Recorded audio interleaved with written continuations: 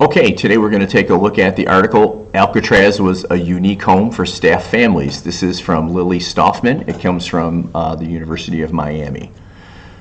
The sun is shining, birds are chirping, flowers are in bloom, and there is not a cloud in the sky.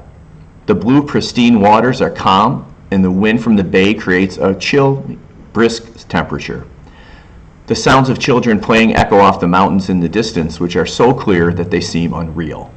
This year is 1943, the location, Alcatraz Island. Although Alcatraz is most notorious for its prison, it was also considered home for many officers and guards along with their wives and children. In fact, life on Alcatraz Island, now part of the Golden Gate National Recreation Area, was almost, but not quite, like any other offshore community. With 300 citizens living on the island, including 60 to 80 children, everyone worked and played together. I have nothing but happy memories from living here, said Ernest B Legison, the newsboy of the island, as well as the son of an Alcatraz officer, an island resident from 1943 to 1946, and he is now 75 years old. We did the same things you would do in the city. During the time it operated as a federal penitentiary from 1934 to 1963, the public was fascinated by Alcatraz.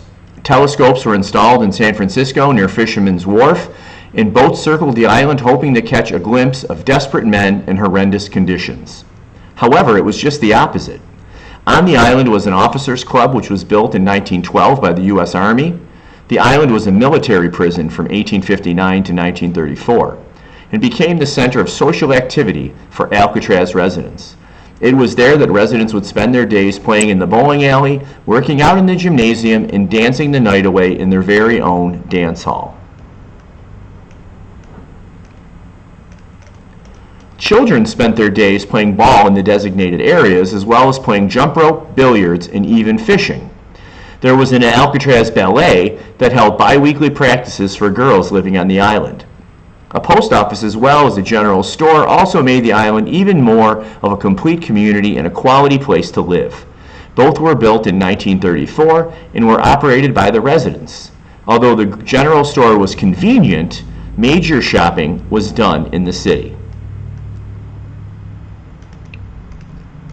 A motor-launched ferry would make 20 runs per day back and forth from San Francisco during the hours of 6 a.m. to 1 a.m. Many residents took advantage of this transportation, with the officers' wives and school children being the most regular passengers. It was fabulous living on the island and kind of a novelty, said Jolene Babiak, daughter of an associate warden and island resident during the 1950s, who spoke about her time on Alcatraz as part of a video presentation shown to visitors of the island. We took a boat to school and came back to a quiet island with no traffic. They became so accustomed to their not-so-ordinary lives that they grew to be oblivious to their reality, as well as the signs posted around the island, one of which read, "Warning, persons procuring or concealing escape of prisoners are subject to prosecution and imprisonment." I guess the island was a special place to grow up, said Joyce Rose Ritz, daughter of an Alcatraz officer and an island resident from 1934 to 1951, who wrote about her experience as part of an exhibit called Family Life on the Rock. Looking back now, I can see how different it was, but the island was never a scary or bad place to any of us. It was home. As for the inmates, residents hardly saw them and never feared them. It's a known fact that residents felt so secure that they never even locked their doors. Patrick Bergen, former captain of the guards, called Alcatraz a small town with a big jail. We could see the inmates every so often, and most were very gregarious, said Legison. Some would even chat with the kids, depending on the supervisor that was on duty. We knew they were dangerous men, but we felt at ease with them because the officers were someone's dad, so we never felt threatened. Legison even admits that there was an element of romance being on the island. Whenever we would see a roommate, he would ask his dad, "What's he in for?" Interestingly enough, Legison and his family went through a very traumatic event when his father, Ernest Legison, Sr., was involved in the so-called Battle of Alcatraz in May 1946. However, He still only has fond recollections of the island. After months of planning, 6 inmates attempted to escape from the cell house, but ultimately failed because the key they needed to exit the cell housing was missing.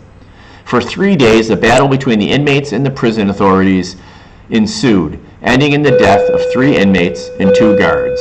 The other guards were held hostage, and when the inmates realized their escape was doomed, they shot the guards, including Legison's father, who was shot in the face in an effort to leave no witnesses. Amazingly, though, the hostages were only wounded and just pretended to be dead. Legison's father and the other guards received the help that they needed, while the other 3 inmates involved in the plot stood trial. "He got home safe," said Legison, "and that's all we cared about." After this incident, the Legisons moved off the island. After all his father went through, he continued to work as a guard. Even though Legison experienced this agonizing event, no one will hear him utter anything but about his experience. Even though Legison experienced this agonizing event, no one will hear him utter anything bad about his experience living on the island. "The best memory was my relationship with all the other kids," said Legison. "All the families were friends, and we were such a close-knit group. Although terrible things did happen, they were obviously rare occurrences. Life on the island was mostly peaceful, and most inmates were not the monsters they were portrayed to be."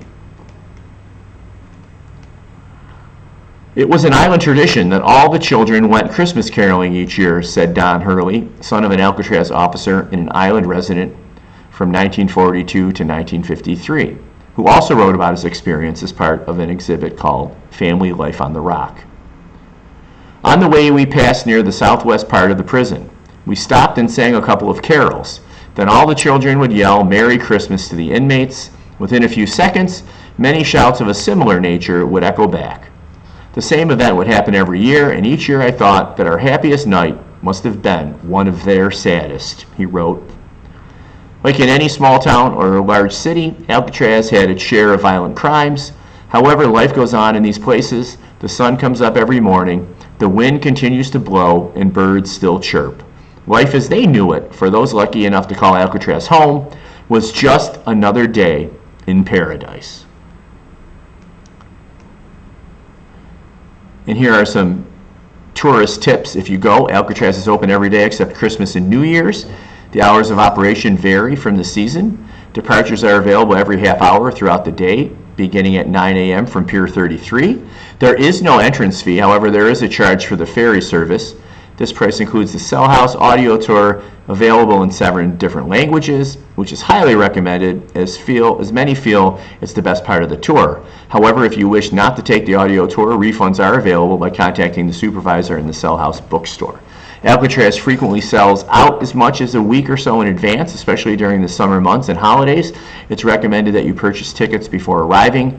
Tickets must be purchased up to 60 days in advance. For schedules, prices, and tickets, you can visit alcatrazcruises.com. Once on the island, you can stay as long or as short as you wish. 2 to 3 hours is the recommended amount of time to see the whole island. There is no drink or food allowed or sold on the island.